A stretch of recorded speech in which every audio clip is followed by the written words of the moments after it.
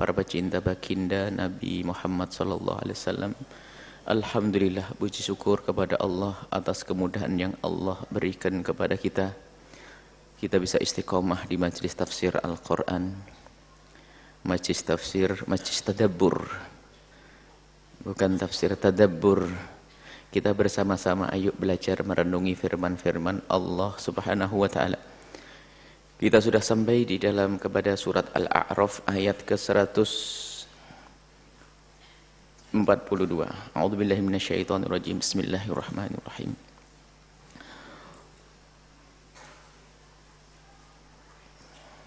Wa wa'adna Musa 30 lailatan wa atmamnaha bi'ashrin fatamma miqatu rabbih 40 lailah.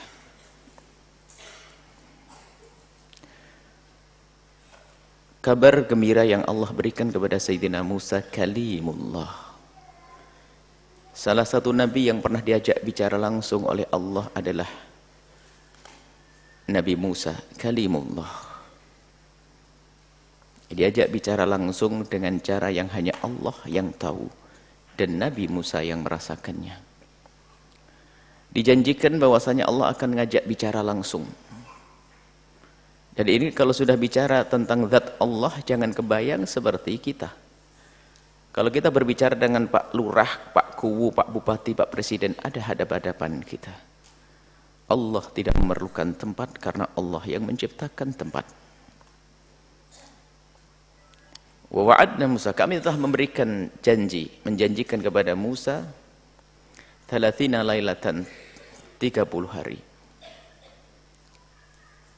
Setelah itu akan diajak bicara oleh Allah. Dalam surat Al-Baqarah langsung 40 hari arba'ina. Jadi Sayyidina Musa setelah dijanjikan itu melakukan puasa. Setelah puasa Sayyidina Musa alaihissalam puasa untuk mendapatkan janji Allah. Akan diajak bicara langsung oleh Allah. Dinanti-nanti itu keindahan, saat yang sangat indah.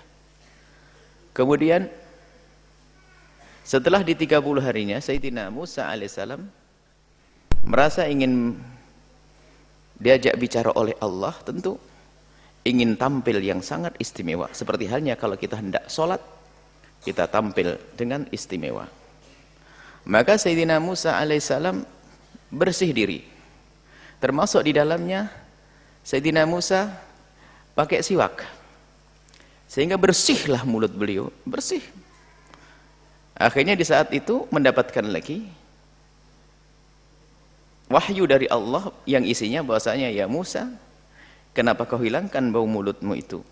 Sebab bau mulutnya orang yang berpuasa itu bagiku lebih harum daripada misik, minyak wangi. Kemudian apa?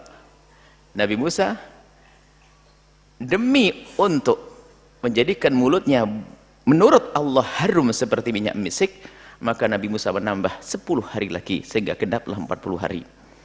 Wa atmamnaha bi'ashrin, lalu kami sempurnakan dengan 10 hari, 40 hari.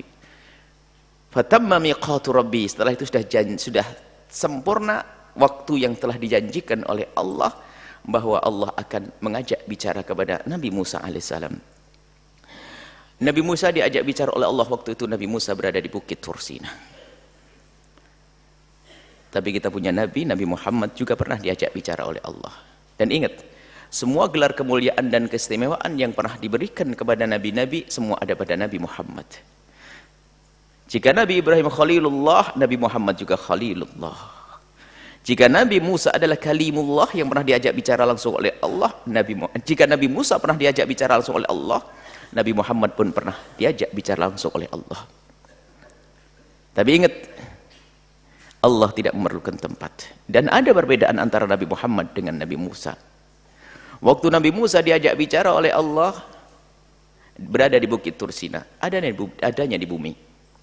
Tapi Allah di saat mengajak bicara Nabi Muhammad, tidak diajak bicara Nabi Muhammad di bumi. Sebab kalau Nabi Muhammad diajak bicara di bumi, Nabi Muhammadnya tidak ada beda dengan Nabi Musa. Diangkatlah Nabi Muhammad di atas langit ke-7. Sallu ala Sayyidina Muhammad. Di atas langit ke-7, di satu tempat, Sidratul Muntaha, satu tempat yang tidak ada yang menjamah kecuali baginda Nabi SAW. Disitulah Nabi Muhammad diajak bicara oleh Allah. Tapi ingat, jangan berkeyakinan kalau Allah ada di atas. Allah tidak memerlukan tempat. Lalu tempat apa itu? Itu tempatnya khusus untuk Nabi Muhammad. Seperti halnya Bukit Tursina adalah tempat Nabi Musa, tempat itu adalah tempat Nabi Muhammad. Waktu Nabi Musa berbicara dengan Allah, bukan Allah turun di Bukit Tursina atau duduk nongkrong di Bukit Tursina. Begitu juga di saat Allah berbicara dengan Nabi Muhammad, bukan Allah berhadapan-hadapan dengan Nabi Muhammad. Lalu bagaimana caranya? Hanya Allah yang tahu. Kaidah dalam akidah, Nabi Allah tidak sama dengan makhluknya, maka Allah tidak memerlukan tempat. Selesai. Fatamma miqatu rabbi arba'ina lailah, sudah sempurna waktu yang telah dijanjikan oleh Allah 40 malam, 40 hari. Wa qala Musa li akhihi Harun, waktu Nabi Musa berpuasa 40 hari meninggalkan kaumnya, berpesan kepada Sayyidina Harun. Nabi Harun adalah nabi juga. Ukhlufni fi qaumi, gantikan aku untuk ngurusi kaumku, wahai saudaraku Harun. Wa aslih, dan jaga mereka agar senantiasa baik. Wala tattabi sabilal mufsidin, jangan sampai engkau ikuti jalannya orang-orang yang enggak benar, musuh-musuhnya itu. Nabi Harun adalah nabi, tidak akan melakukan kesalahan, akan tapi begitulah nasihat. Sehingga nasihat itu kadang perlu disampaikan biarpun kepada orang yang sudah mengerti.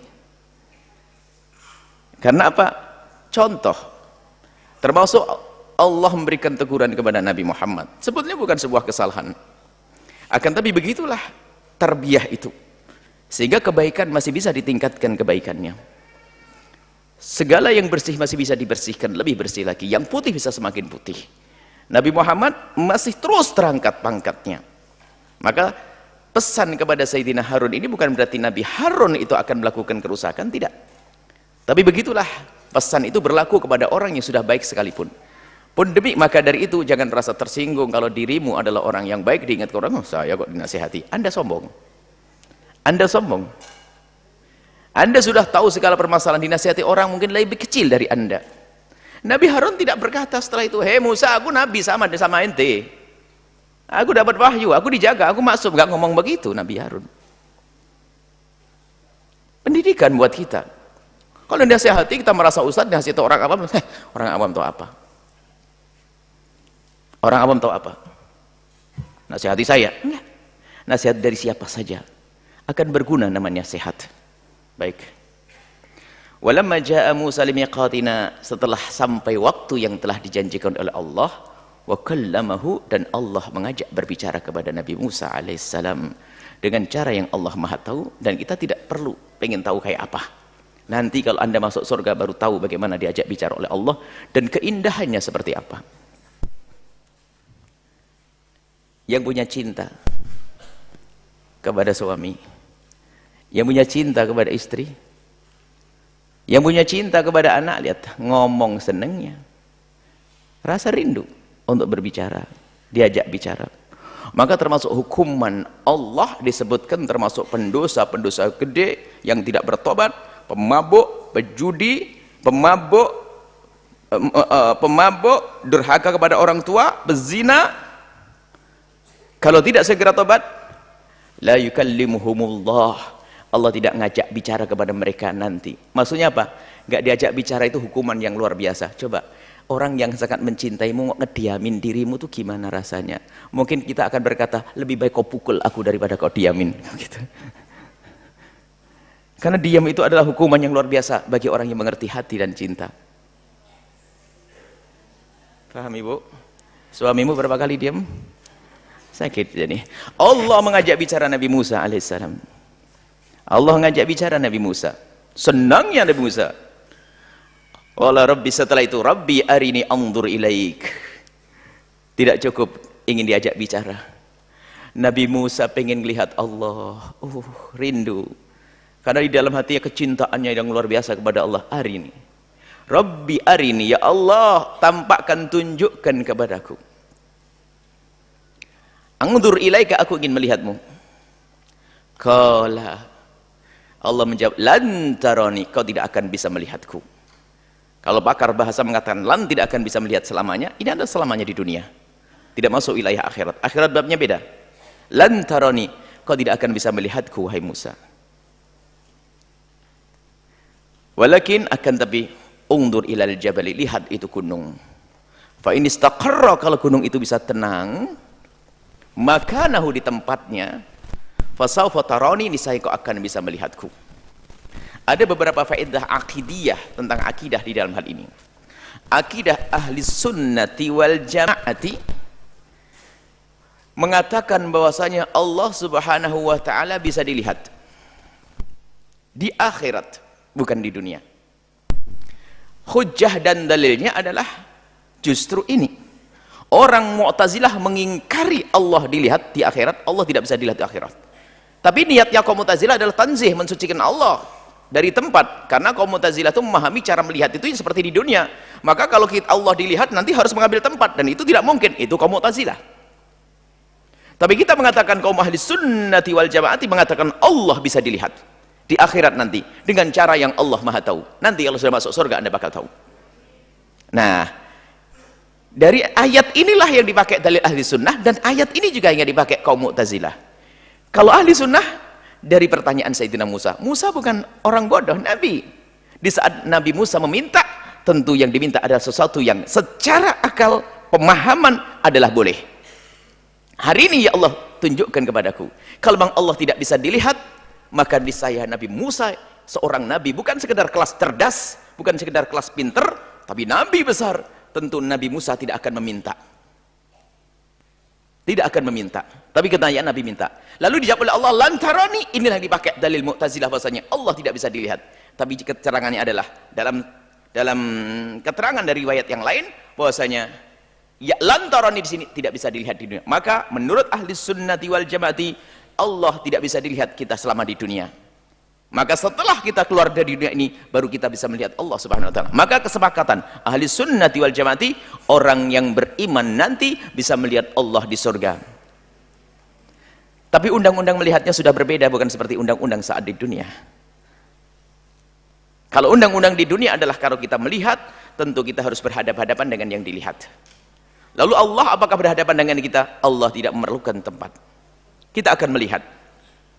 Dan kita akan melihat Allah, dan tidak berdesak-desakan melihat Allah. Tidak akan berebut melihat Allah. Tidak bisa diterangkan. Karena apa? Ini bukan urusan kita melihat materi atau jasad yang terlihat, tapi melihat zat Allah Jalla Jalaluh, Allah yang Maha Agung.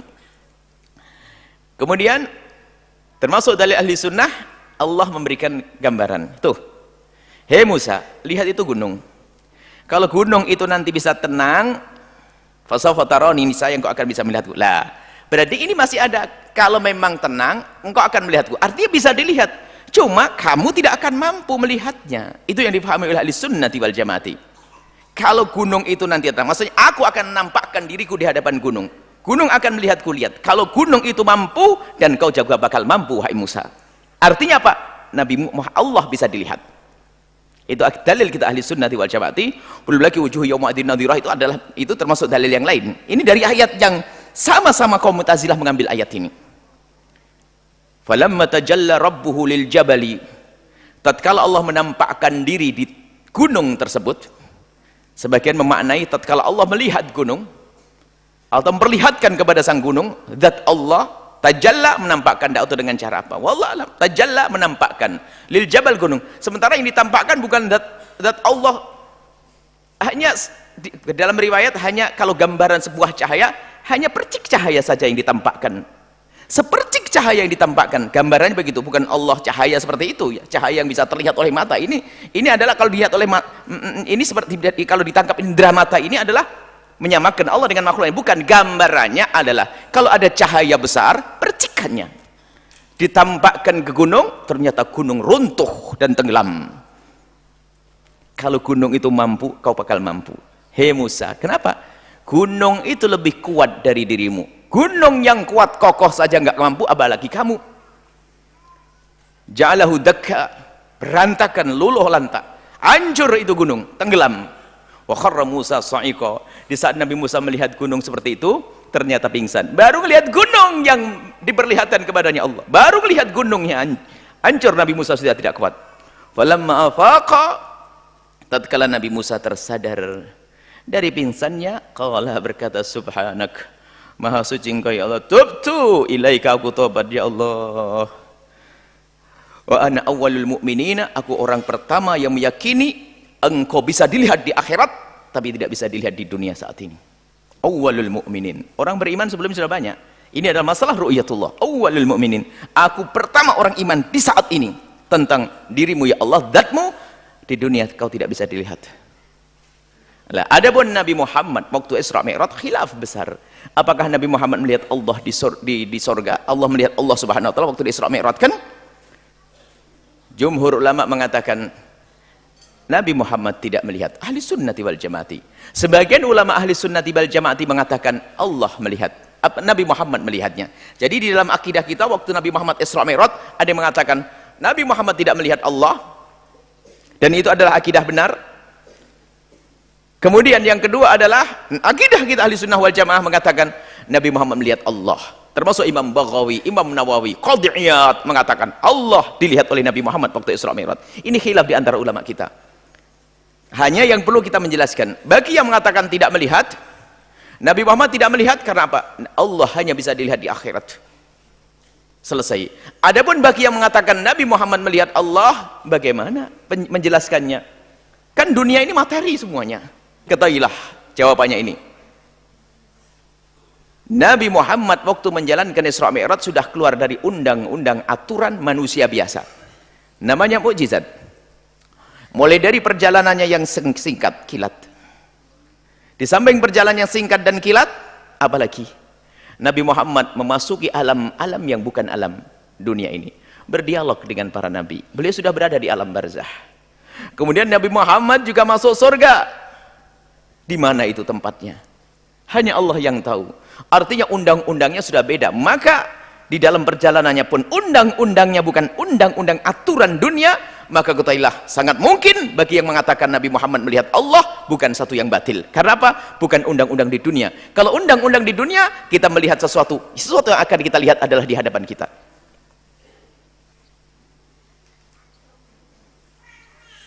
Qala ya Musa inni istafaituka 'alan nasi birisalati wa bikalami wa khudh ma ataituka wa kum minasyakirin. Kemudian di dalam perbincangan tersebut Allah mengukuhkan dalam firman-Nya, ya Musa, sungguh aku telah pilih engkau.